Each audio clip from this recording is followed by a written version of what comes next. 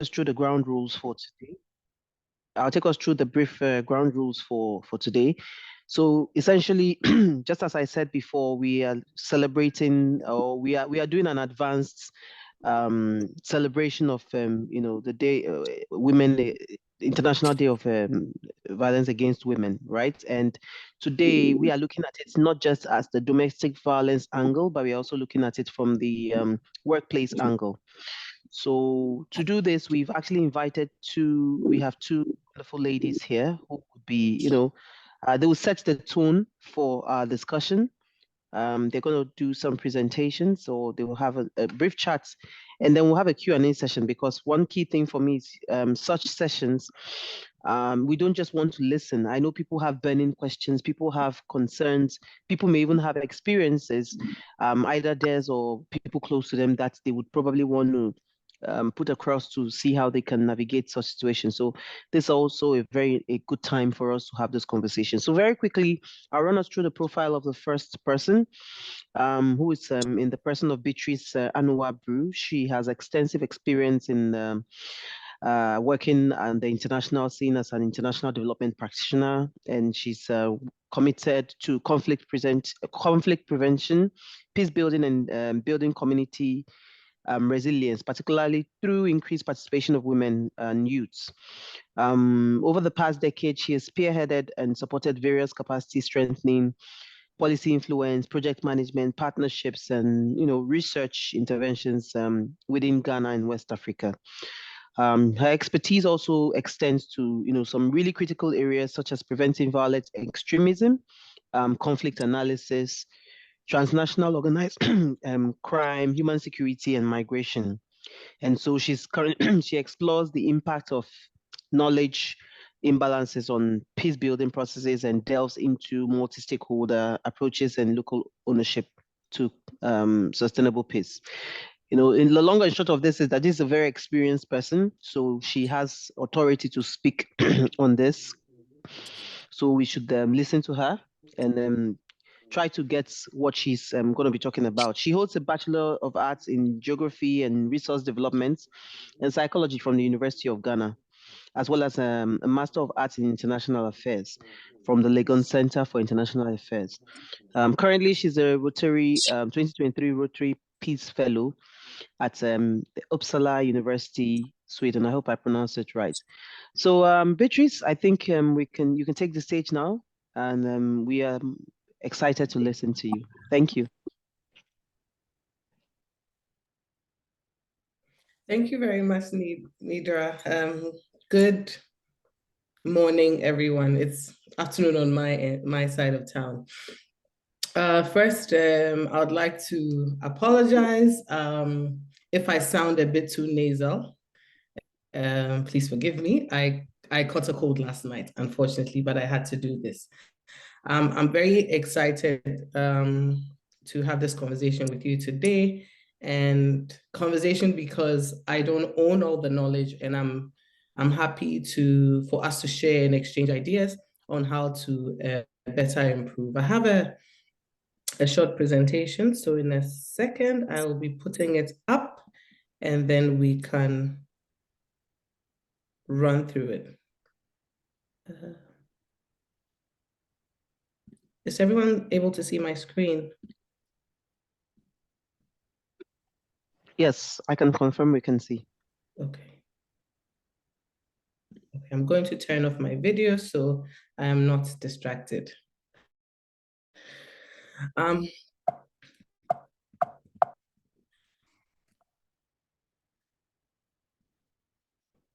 So I have a very simple outline. First, we'll unpack discuss what gender-based violence is, how to unpack it. We'll have a short interlude, which I would crave your indulgence to actively participate in. Then we'll discuss fostering a culture of respect and how we can prevent workplace harassment. We'll talk about critical cross-cutting issues such as boundary setting, the things that put women at risk, why people don't report the impact of sexual harassment, and basically how to mitigate it. and how we have an obligation as individuals, as groups, as a collective, to ensure that we're catching up with global standards and trends when it comes to the prevention of sexual harassment and violence, both at home and the workplace, particularly when it comes to today's working woman. So this is the interlude. I want us to take about a minute or two and sort of rank ourselves. I'll read through the questions so it moves quicker. So if you have a notepad, a pen, let's just try to do this quickly. It's called the Have You Ever game. So if your answer is yes, you give yourself, you write 20 CDs or whichever figure is there. If your answer is no, then you get 0. At the end of the day, we can drop in the chats what's our chats. Committee of SPE Ghana. Our scores are. The idea is of this game is really just to get honest feedback on our experiences and in the workplace, and also just to raise awareness. International Day of Elimination of Violence against Women. Kindly mute if you're not speaking. I see Mr. I don't know, Favor. So can you please mute, or the host, could you please help us mute? Thank you very much.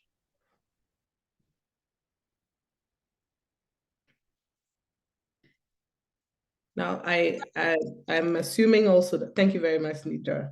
I'm also assuming that we're all colleagues, and this would be a non-judgmental space where we can also share our accurate, should I say, wins at the end of this session. So the first, have you ever witnessed or made intrusive sexually explicit questions? Have you discussed your sexual encounters in the office, say during lunch? Have you shamed a colleague for establishing boundaries in the office? Have you gaslighted a colleague, maybe saying things like, maybe you're not as smart as I expected when we're hiring you? Have you undertaken a gender awareness or sexual harassment training? Have you ever made unwelcome direct propositions of sexual nature? Have you commented on a colleague's pregnancy and said something like, hey, you've been busy, you? Have you ever told a colleague, with the way you dress, dear, why wouldn't they touch you, etc.? Do you initiate spontaneous hugs in the workplace? Have you called out female colleagues on their style or dressing or appearance? So maybe you see things that it's about the work or it's not about how you look. Have you randomly massaged a colleague's shoulder? Have you ever sent nudes or sexually explicit messages, videos, or pictures to a colleague? In all of these things, we also need to look at, if we have not directly experienced it, have we witnessed it? Have you ever told a female colleague, with the way you look, why won't anyone hire you?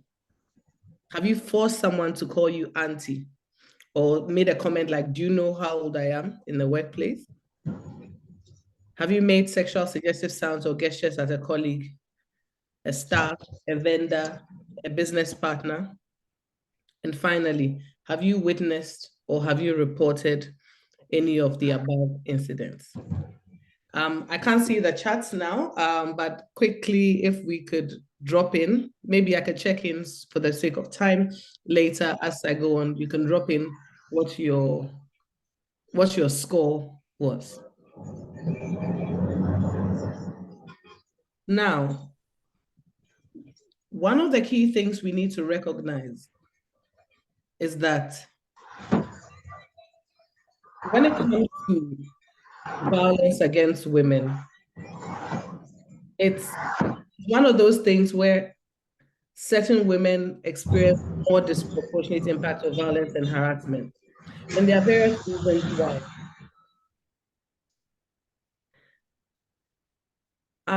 Can I kindly ask the host to mute non-speakers?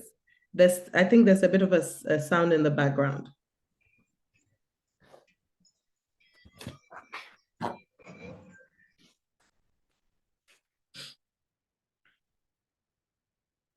So a lot of times in the news, you would hear things like, this woman has been consistently abused by her partner, and often most of us think, why didn't this person leave? Why did this person stay? Doesn't the person have a family? But there are a number of reasons why people experience a certain disproportionate amount of harassment, whether it's their economic status, how they look, working conditions. Sometimes it's even industry specific. And most recently, there was I think a BBC documentary about it, conditions of service of staff of tea picking plantation in Kenya. And then you realize how some of these things come out at play. I think it's available on YouTube currently. Now, while there's a lot of these things happen in the workplace, the workspace is also a place where we can use as a crucial point to addressing some of these challenges. After all, for most of us, we spend quite some time in our workplaces. And so if any transformational change must occur, often that would be a good place to start. Now, what is gender-based violence? In discussing gender-based violence, the attempt is to deconstruct and understand the complex factors contributing to gender-based violence. And the violence takes place in the form of physical, sexual, psychological harm or suffering to women, including threats or acts of coercion, arbitrary deprivation. And this is the definition, and so on and so forth. This is the definition given by the Declaration on the Elimination of Violence Against Women, adopted by the UN in 1993. Subsequently, there have been several others that have come up, including the UN framework to underpin action to prevent violence against women that was introduced in 2015. I would like to add at this point that while majority of the cases that happen are against women, it does happen to men and boys also. And these are all things that as career women, as working women, we need to recognize as well, so that we, in developing strategies, frameworks, and policies, they are inclusive and also accounts for every member of the group. You would also recognize and understand and possibly agree that when it comes to the impacts of some of these things, when it comes to harassment and violence, the experience of young women may be different from those of young men and older women. So these are all things that need to be taken into account in our line of work. And we need to also recognize that it is a widespread infringement of human rights on a global scale. And it's been acknowledged as a public health concern, adversely impacting the well-being of women. And like I said earlier, if I'm spending 8 to 10 hours of my day out of 24 in the same space, and I'm being violated, then definitely my well-being will be at risk. Now, there are 3 main things that I hope to do at the end of this session. And the first is that all of us get to understand the concept of workplace violence and harassment, highlight the significance of addressing it, and then also make all of us aware of what the global standards are when it comes to workplace harassment and violence, and also in what happens in our homes as well. Now, how do the first thing I'd want us to talk about is fostering a culture of respect and preventing workplace harassment. In the office, the custodian of any anti-sexual harassment policy lies in the hand of senior management, HR management, and then of course the staff. And there's a saying that goes something like the workplace culture ultimately becomes the bad behavior of staff that you allow to continue to happen.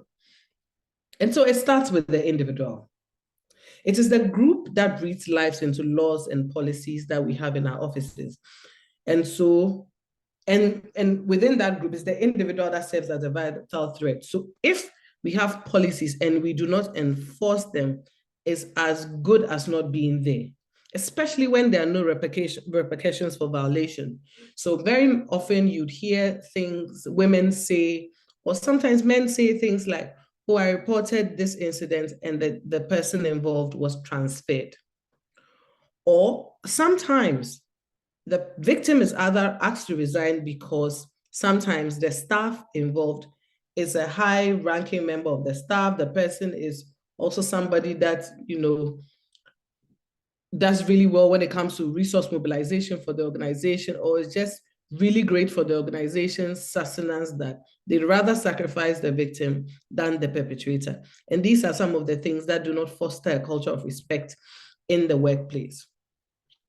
Now, more critically, one of the things that I like to talk about when it comes to workplace violence and harassment comes down to the issue of sometimes boundary setting. And in many of the times where I've been engaged in discussions and trainings on the topic we're discussing, we do realize that sometimes it stems from people not having boundaries. Now, for today's woman, I think one of the first things I'd like to highlight is the fact that my first beauty tip and self-care tip is setting boundaries. Now, what are boundaries?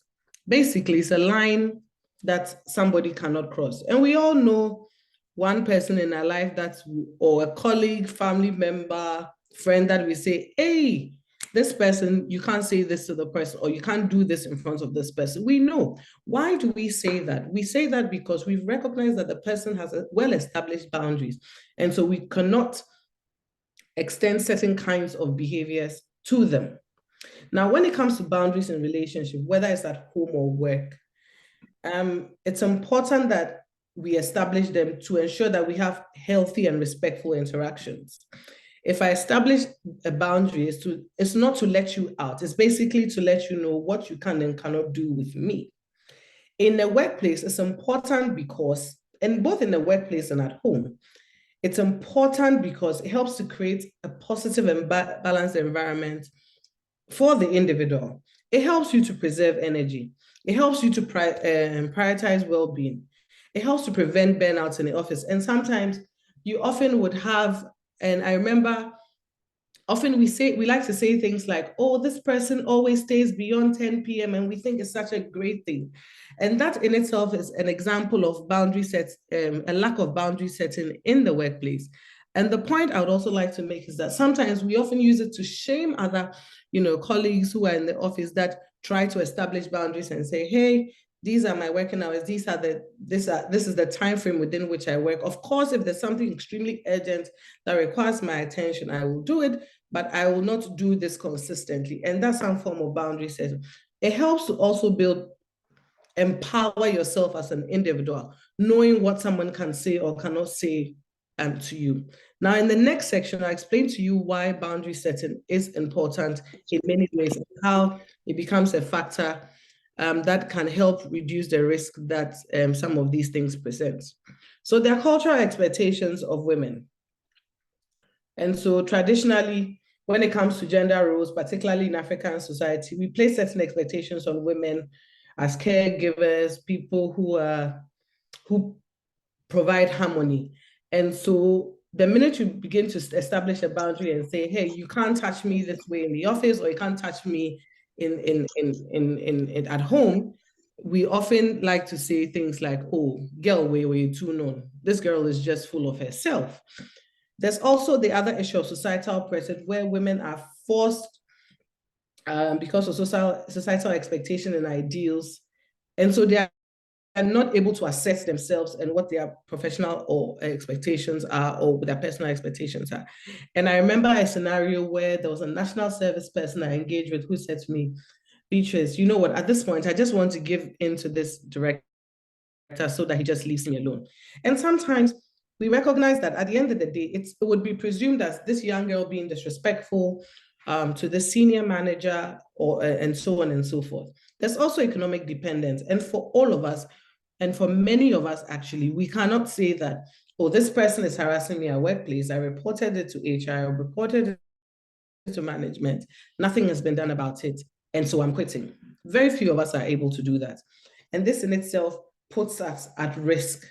In the homestead, it's the same thing. I'm dependent on a partner or a spouse. And if I move out, if I'm being harassed or violated, I lose certain benefits. And sometimes it includes very, very basic needs that cannot be met. Sometimes it's limited education opportunities. And so when you already know that you're coming from a place of need or a place of not matching up, sometimes it provides, and particularly when it comes to women, it leaves you to being exploited. But more and more, increasing young men are also being violated because of some of these deprivations that they have. Now, when it comes to legal and policy gaps, it also puts us at risk. Like I said earlier, a law that does not get enforced is as good as being non-existent. So whether it's at the national level or at the institutional level, if people know that they can get away with it and the law will not be enforced, it puts more women in your institution at risk. Now, when it comes to social stigma, there's often one of the major challenges when it comes to puts victims at risk. The fear of social stigma. People are going to talk about me. I'm going to be an outcast. And often that's what sometimes happens in workplaces or in general spaces where there are no protection policies when it comes to sexual harassment and violence. You realize that people keep quiet when they are being violated because they do not want to be looked at as the black sheep. There's also other issues as lack of support networks.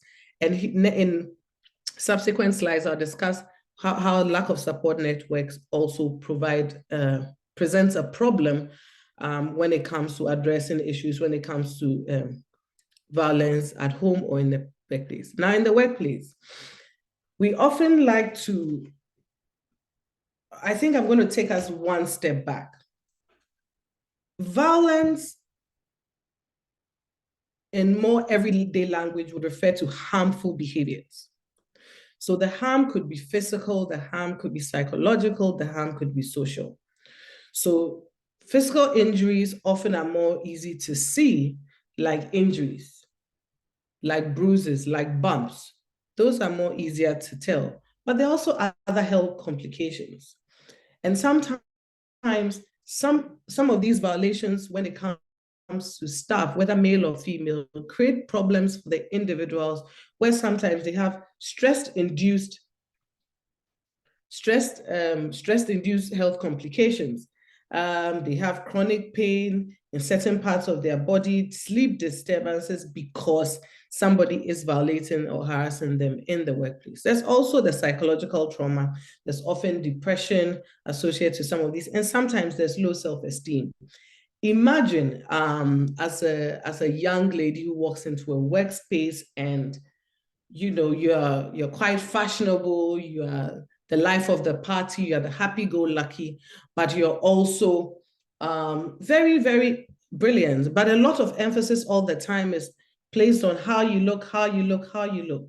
How does that eventually depending on the individual, can impact their self-esteem and may further create complications that the individual may or may not be able to handle. There's also depression. And a lot of times, and I realize that a lot of institutions are prioritizing this a lot, where staff are being provided some form of psychological support when it comes to these things around depression and mental health and related challenges. There's also the social, like I mentioned earlier, there's stigmatization, there's strained relationship. So a colleague touched me inappropriately or said something inappropriate to me or you, and you told the person off, and suddenly nobody wants to talk to you because, hey, this girl is somewhere. You can't even play with the person when the person really is just trying to establish some boundaries. Now, we also need to recognize that it's not just about the individual. There's other impacts that these things have on the institution, and we need to look at them. The first is reputational damage. And I'm sure there are many, if we think back, there are many of such things that we can look at and realize how much some of these incidents affected the reputation of the institutions. There are possible lawsuits because sometimes if it involves very grave situations that the internal policies of the institutional institution does not cover or it borders around crime, then the company is liable to also face lawsuits. There's also work setbacks, where now it affects team dynamics and how people engage with each other. And so it creates a very hostile environment and not much gets work done. There's also the possibility of retaliation. And also sometimes the institution is unable to hire requisite human resources. So it becomes a situation where it's only people who know how to play politics. It's people who don't mind working in toxic workplaces that would want, because the institution has a reputation for not addressing sexual harassment in the workplace. Now, one of the reasons, I've highlighted a few of the things the reasons why people don't report. And one of the major things is that whether it's at home or work, if people are not reporting, it means that there's something wrong. A space has not been created. They don't believe anything would be done about it. They don't believe they'll be listened to. So sometimes when children are, and a number of engagements around protections and conversations I've had, you would realize that people don't talk about it, and you find that there are adults who have gone through it as children, whether male or female, and do not talk about it because often they don't think they would be believed, or that space has not been created. And I'll give an example, a personal example, where I was sexually harassed by a university professor. And I remember reporting this incident, and one of the things that stuck with me and possibly gets me all the time, or most times, is the fact that I wish I was never asked, what were you wearing? So victim blaming. Sometimes there's a fear of retaliation. There's also the fear of shame. Maybe she deserves it. A lack of trust in the system. They know nothing will be done. The power imbalances. How do you, in a lot of our institutions, when it comes to sexual harassment and reporting, we find that it's to a manager. So whatever manager is the one violating. Recording in progress. How do you go about it? And sometimes people don't even know they are being violated. Sometimes people don't even know that it's inappropriate for someone you're working with to send you inappropriate jokes or videos or content of a sexual nature, especially when you do not have a certain relationship with them. And the primary thing here that we need to recognize is the issue of consent. There's also the trauma that's associated with it. And sometimes there's also the lack of confidentiality. So this matter is being addressed, and then everybody knows, everybody hears it's at lunch, it's in the corridors, it's in the staff canteen, it's in the work bus, everybody knows this matter. So it's already created an environment where you don't even feel safe. And sometimes in a situation where it's somebody who has witnessed it and reported, a lot of this conversation is let out, and so people don't even feel safe to even be their brother's keeper, which is a very vital element when it comes to preventing harassment or violence in the workplace. And sometimes it's the normalization of violence. That's just the way it is. And oftentimes we hear this all the time, where you say, oh, when national service girls come, this is what managers do to them. It becomes institutionalized. So as a new staff, as a new member, when you come in, you feel like, if I don't roll with the Joneses, I don't go with the flow, then I'm the outcast. Nobody would want to hang out with me. And that's why some of these things fester. Now, how do we mitigate it, whether it's at home or at work? One of the key things that we can look to is creating a culture of openness and communication. We need to have channels for communication. You can have email addresses that people can send. Of course, it has to be confidential in nature, so people are more comfortable to let this out. You can also talk about training of managers and staff, and there are specific trainings that may be had, like gender awareness, bias trainings. And that's when you realize that a number of issues that we take for granted, particularly within our context, are actually tantamount to harassment and abuse. When it comes to policy, again, it has to cut across. No one should be above the law. So if you're unselective in enforcement of your workplace harassment policy, it helps to prevent its prevalence or occurrence in the workplace. And I think there was a period in time, and I stand to be corrected, where a lot of times where, for instance, in schools, when a teacher was found to have sexually violated a student or a pupil, instead of the law taking its course, sometimes the teacher was transferred. As I understand, that has changed, but that in itself breeded a culture where people just had a free pass to go and continue this abuse and violation wherever else that they went to. Then you need to have clear reporting channels, who to report to and how. Do I report to HR? If HR is the one doing it, who do I report to? Are there anonymous ways I can report it?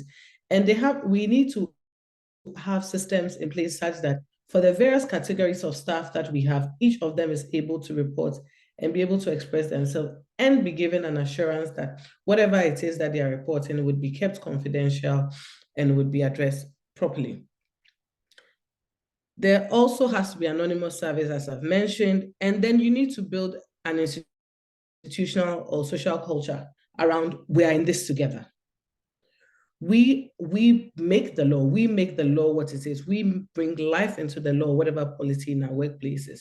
And so whether it's happening to you or it's happening to someone else, you have an obligation. And if we create that culture, it will help to mitigate violence, whether it's at home or at the workplace.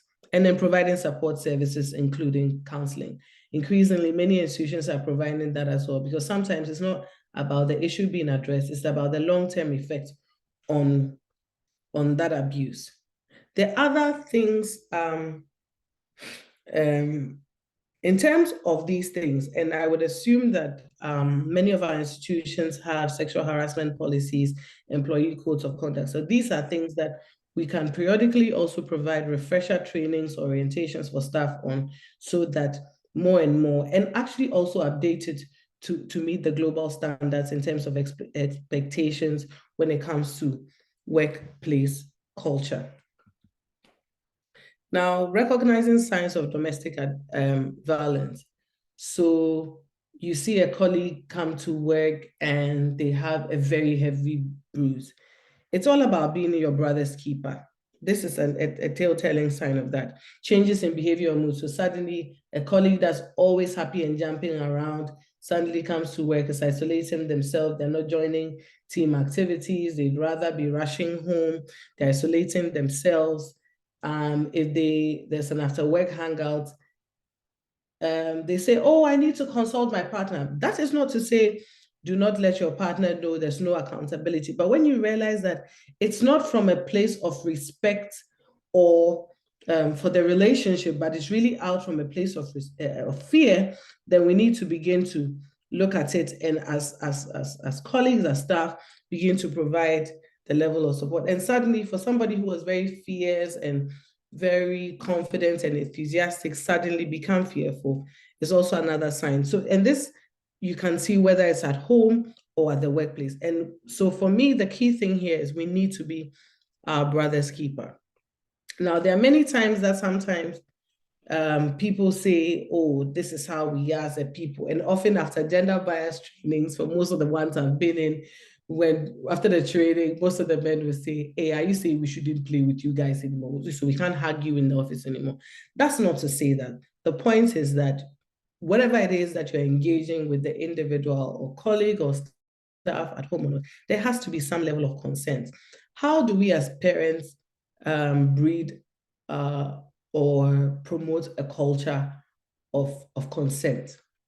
A friend was recently sharing an example of something that her parents used to teach her. So they would ask her, which of your uncles do you like very much or are you comfortable with? She was clear, so she said, yes, so if those are the ones that you're comfortable with, when there's a Christmas party, there's a family party, yeah, those are the ones that if you want to hug, you can hug. Others, you do not have an obligation. We often have a culture where when a child is not being friendly with a friend, a family member, we tend to even apologize on behalf of the child and say, oh no, Fache, no, forgive the child, they don't know what they're doing. But the point is, sometimes these are some of the things that push the culture of sexual harassment and violation, because now you haven't even allowed the child to establish well boundaries. And whilst it may be acceptable in our context, in some places, it's not. Things that we take for granted sometimes, like walking into a space and hugging a colleague, touching someone's hair, walking into their workspace without, these are some of the things that have gotten people to lose their jobs or put on some administrative leave and other forms of punishment because they thought in their context is fine. And now in a new place or per global standards, these are not. And for institutions, for many institutions, we need to recognize that it's important that whilst maybe national laws may not cover it, we need to catch up, because at the end of the day, there's reputational damage, but there's also loss of human resource. And these are all critical things that we as institutions need to be mindful of. Whilst I wrap up, this is my last but one slide. I'm sharing these and I'll share possibly with Celestine later. There are ways to get help if you're being abused in the office, especially when it's of criminal nature. And Joycelyn is here. She'll probably be able to throw more light on this for me. But when it's in criminal nature, who to contact, but in a workplace, and if you require any additional support that you wish not to share with your colleagues, these are support services, legal services, and even when it comes to shelters, you can have access to. This year's theme says no excuse. Maybe in the past we did not know. Now we do. And now that we know better, we need to do better. And so as a team, as individuals, as a collective, we have a responsibility and an obligation to ensure that when it comes to preventing violence and harassment, we all have a role to play. I thank you for your kind attention.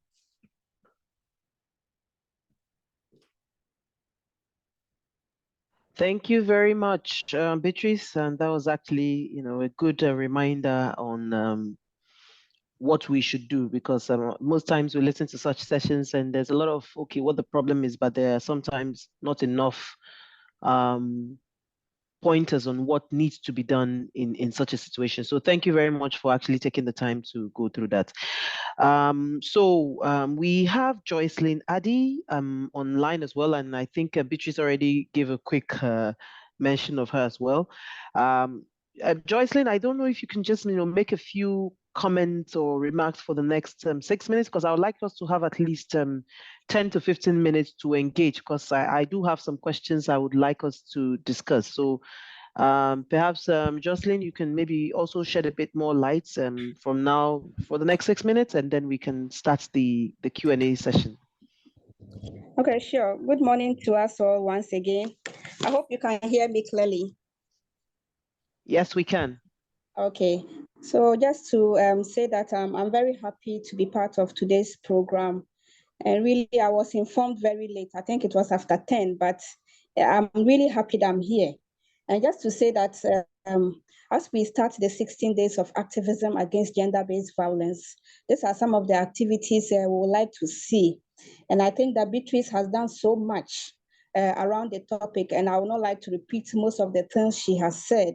But just to say that violence knows no boundaries, is very pervasive, and we should know that it affects everybody, irrespective of your status in society.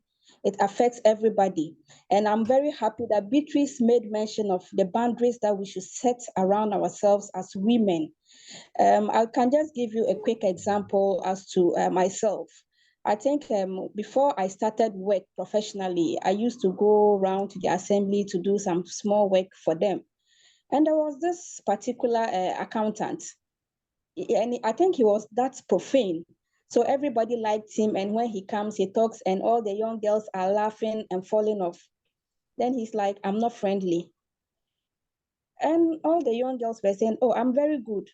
And he says, anytime he raises issues about sexual violence, sexual relationship and other issues, I don't laugh towards them. And I was like, yes, I know why I'm doing that. I know who he is, and I don't want him to take advantage and have those things around me. So as women, I believe that it is very important that we set boundaries around ourselves. And also, when you are in a workplace environment, let's make sure that we know the laws in the environment, especially the policies. Because I can bet you that there are people in some organizations, they don't know the workplace policies around violence and sexual harassment. And so when you are being violated, mostly you don't know who to talk to, you don't know what to do. But if we have all this at the tip of our hands, and I'm happy that Beatrice also said that sometimes the people we have to report to are the perpetrators. So what do? That is why you should know the clear line of communications and also the anonymous lines of communications that you can get your message there. And also just to add that in seeking support, I think Beatrice also made mention of the various areas, but also we have local channels within each region, within each district that you can start from.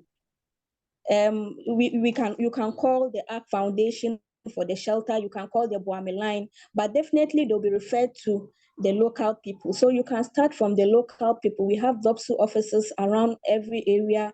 Most of the areas have DOPSU offices. We have Department of Gender, who also are very interested in such cases. We have the Shiraj, who are also very much interested in sexual and gender-based violence issues. We have social welfare. So we should talk to somebody because workplace violence issues are becoming prominent. Most women have to suffer it and be quiet in their workplaces because when you mention it, you are either stigmatized, you are seen as the bad person around there, or you are even expelled totally. So it is very important that as women and as we mark the 16 days of activism, you tell one woman that it is important that we know some of these issues.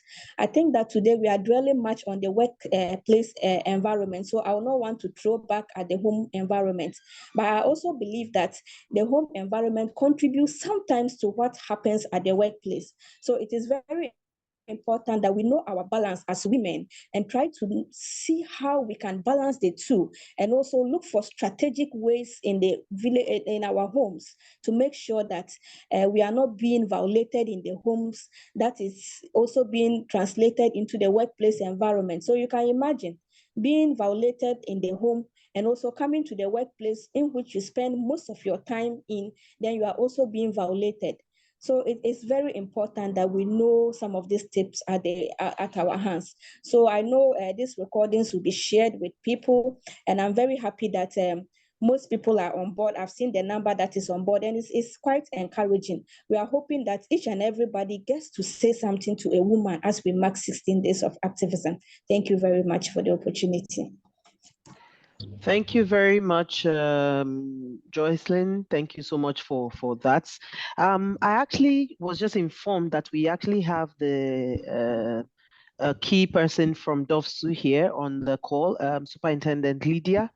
Madam Lydia, would you like to just, throw some, shed a few more light, because, in as much as we have questions, we are really getting some really interesting knowledge being shared by you guys, information. So perhaps from where you sit as in DOFSU, are there some things you can share? And then perhaps maybe some tips on what to do when we recognize, because sometimes we may not be the ones who are being harassed, but you are seeing it happen. What are some things that perhaps we could do? I would be very grateful to hear your opinion about that.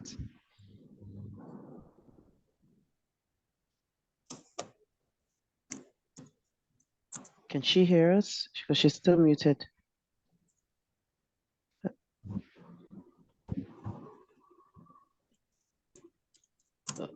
Okay, Madam Lydia is still muted. I don't know if she's having connectivity issues, but Celestine, perhaps you can prompt her so that she can come online. But whilst we wait for her to get back online, I want us to, I want this to be conversational, right? So first and foremost, are there any questions in the chat box?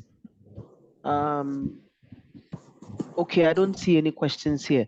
But very quickly, I just wanted to ask a question, and this both of you could address it. Beatrice. We are talking about this whole violence in the workplace and as well as home. Now, I think in the workplace it might not be so much physical, it will be more around there's emotional, there is the mental, there's a psychological bullying and all of that. And yes, you talk to people and people go like, oh, they were just joking. But I want to quickly ask a question.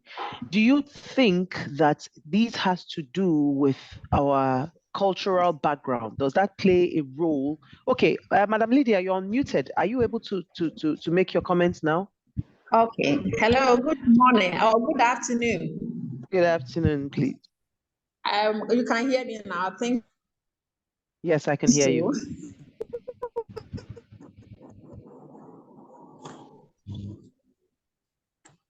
Okay, I think she might be having sound issues. Oh no, the sound is bad. Okay, Lady Lydia, your sound is but maybe you can reconnect it.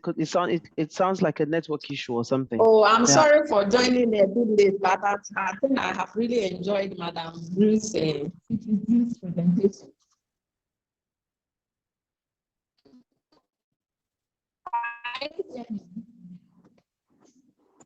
Please, can you hear me? Your sound is a bit choppy. It comes on and off, on and off. Hello? We could hear you and then it went off and it's back on again. Hello.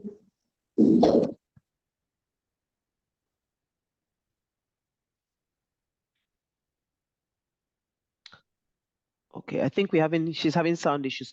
But I was just asking them to maybe Beatrice and then Joycelyn, do you think our cultural background has anything to do with the way things are? Because, especially with the touchy-feely and the things we say, we have this really interesting way of joking around it. I mean, a lot of us have been guilty of it. But do you believe that is a problem? But then in one hand, whilst we are trying to fix that, on the other hand, are we also taking away from what our cultural, closeness and stuff stands for? Is that do you see any kind of conflicts between those two areas? And Beatrice, this goes to you as well, and then and Joycelyn as well. So Okay, so I think I'll come in first. As you alluded to the fact, it is very true that all these things happening are tied neatly to our culture, because we see it as a man's world. And so you see, even it is evident in whatever we are seeing around us. They see women especially as objects and not human beings in quotes. So, and as object, you touch the object the way you want it, you use it the way you want it, and you do whatever you want to the object. So culturally, women are seen as objects. And so even in advertising a car, they can put a naked woman in front of the car to make sure that people's attention go to the woman. So culturally, women are not seen as people that should be respected. That is in quotes. And so all what we see happening around us, it is tied to our culture. Because anything that is not worth respecting, you can do anything you want to it. But anything that is worth respecting, you know how to use it and you know your boundaries to whatever it is. And so just to add that, all these things are tied to our culture, and it is acceptable also in our culture. It is not only tied to the culture, it is acceptable that a man can cane the wife in most cultures. A man can discipline his wife in most cultures because it is seen as acceptable. But on the other hand, as you also initially alluded to the fact that, is it taking away that our cultural identity? That is the one question. No, it is not taking away our cultural identity. We are only trying to find our place as human beings, because most of these issues we see happening, they are human rights issues. And anything that is against our 1992 constitution is not worth practicing in Ghana. So if it is something that you think that you like, but it is not, it is trampling on the rights of any human being, I think that we should do away with it. So I think Madam Beatrice could add more to it as we progress. All right. Okay. No, thank you. I think it's. I like what you said. If it tramples on our rights, then we need to do away with it. And indeed, culture is a way of life, and culture is dynamic. Culture is not stagnant. So, just because you were doing something a certain way and it was okay, doesn't mean you continue doing it the same way. So, I think you absolutely hit that on the head. So Beatrice, maybe this one I'll put it to you. This question I'll throw it to you. Is there any question from the audience whilst I drive this? Do we have any question? I think Ruba, I saw you unmuted. Were you trying to ask a question?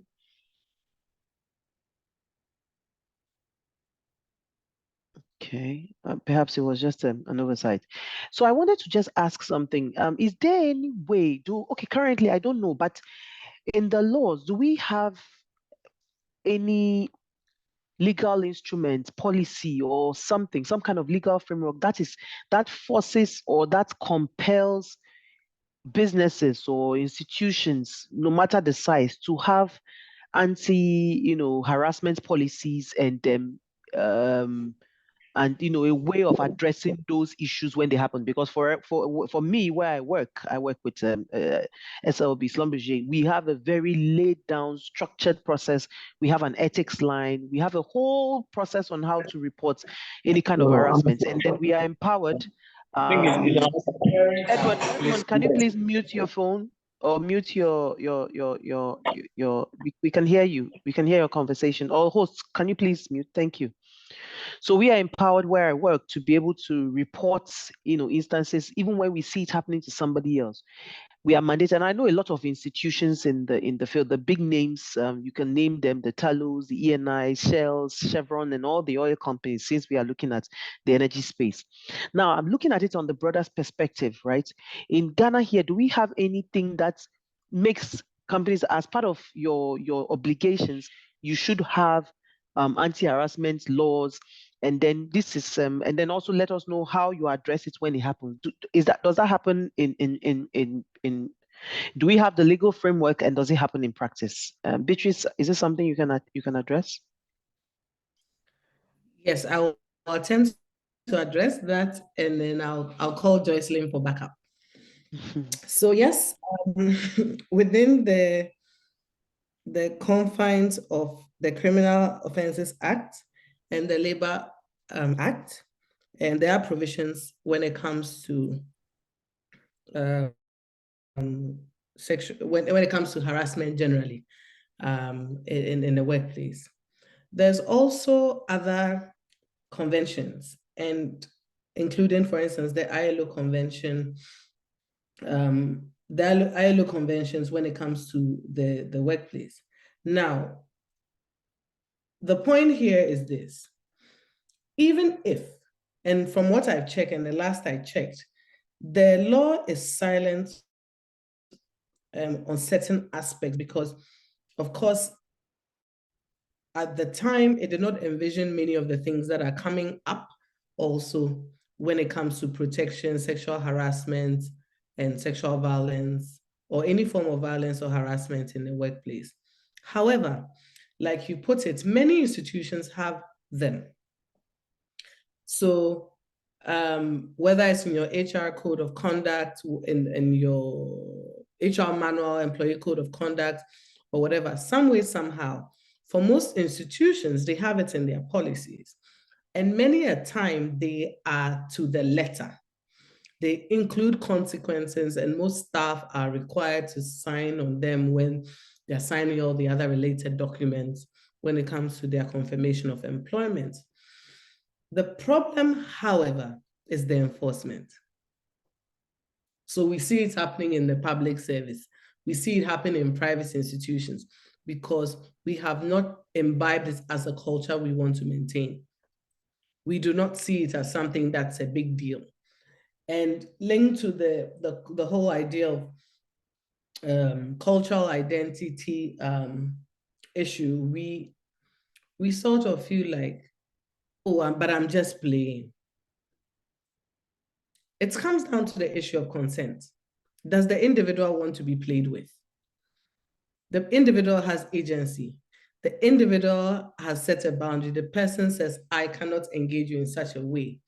And so these are some of the things that, like come at play, that at the end of the day, even if the national law does not say so, even if your institutional policy does not say so, as an individual, you need to respect yourself and your colleague enough to know that these actions of mine violate the rights of my colleague, and for such a reason, I will not engage in them. And for me, that is the best way to avoid violence and harassment in the workplace. Thank you. Thank you. That was a very good response to that. So I guess maybe we're far spent on time. We started a bit late, but I still want us to try and catch the time so that those who have to get to meetings can get to it. So maybe I just wanted to ask one last question before we round up. And you can use that to round up. What would you say in enlisting allies, right? And by allies, I'm talking about enlisting, men to help. Okay, Dr. Sarah, you have a question? Okay, I'll let you take the last question since I've been trying to get questions from the audience. Please go ahead with your question, Dr. Sarah.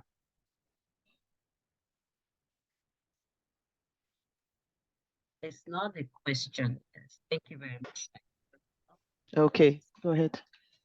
Can I go ahead? Yes, please go ahead with your question or your comments. Okay. Thank you very much, Nidra. Thank you for sharing this invite. I'm from Warri section, so anything D&I come for it.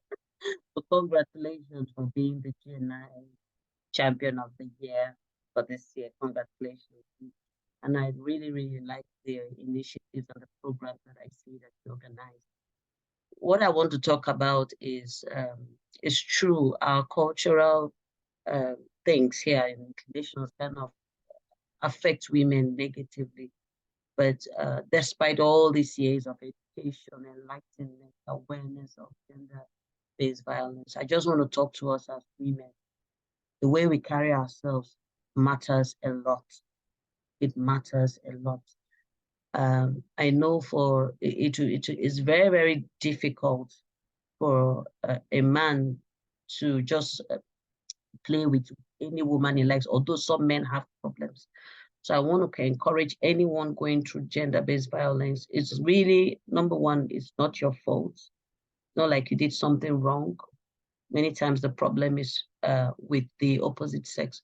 But even if you're going through anything like that, I don't want you to lose confidence in yourself.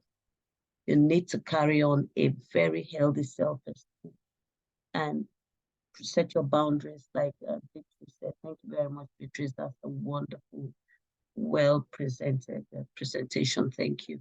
So I want to encourage our women and all of us that are here.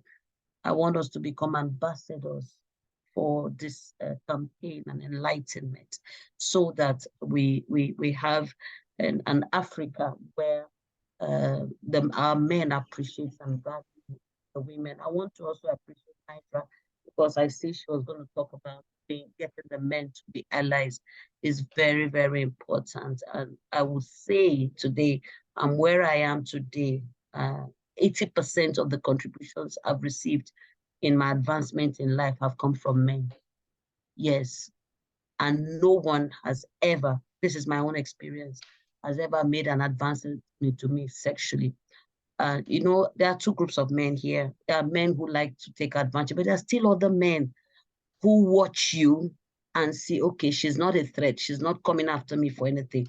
And they begin to help you. I'm sure Nidra will agree with me. We have this kind of men in the workplace. When they see that you are professional in what you do, you're not the type of person wanting to throw yourself around, flirt around with them. Let me be blunt.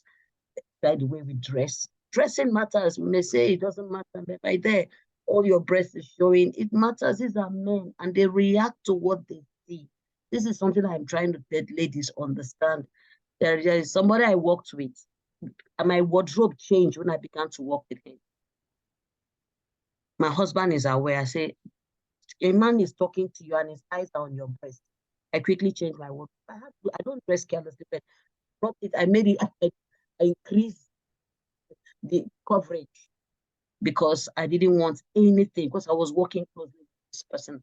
And thankfully, there was no there any harassment. So much to talk about. Time has felt it's fast spent, but these are some of the things I want to share with you and to say, let's just keep on. And finally, let's trust God for protection. It's very important.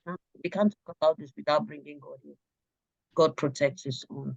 Thank you very much, ladies. Thank you for this. Bye-bye. Thank you very much, Dr. Sarah, for your comments. I really appreciate. Thank you for even joining our session. Dr. Sarah is a very active. She has a very. I don't know if I start to read out her pedigree, we won't finish today. So you just check her out on LinkedIn. She's doing a lot of fine work. She has a lot of she's constantly sharing very important nuggets. So thank you so much for joining in this session today and also sharing what's your information. I mean, sharing this important insight. At this point, I'll draw it to a close, simply because I don't want us to go beyond. We've already gone beyond the time, even though we started a little bit late because we're trying to get the team on board. But I think I'll crave the indulgence of the D&I committee. We do need to have some kind of follow-up session or something else on this, because this conversation is not something that we can have in just one day and let it go. There's still a lot to unpack. There are still so many angles to this conversation. There's still a whole lot to do, and I believe it's something that we should. It should not be a one-off, week celebration thing. It has to be something that is constant. It should be part of life, because we see this happening every day around us. Every time we hear stories, we read the news, and we see all kinds of things happening out there. And even in our workplaces, we sometimes see it, we witness it. But then there's been this culture of silence so much, and we need to start working towards changing that. And one way of doing that is constantly creating this awareness.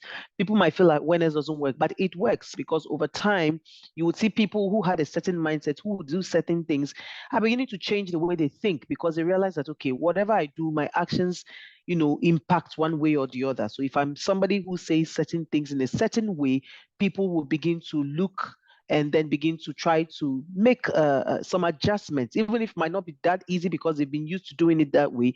You see people consciously making the effort. So I think we need to have some kind of session. We need to have some kind of program. Maybe we need to bring in some survivors. When I mean survivors, people who have experienced this and how they were able to come out of it. Those who are willing to share, because we do have a couple of people who have experienced and they are willing to share. I know there's a bit of stigma, but there are people who are willing to share because they want us to learn from their mistakes or from their past issues and move on with it.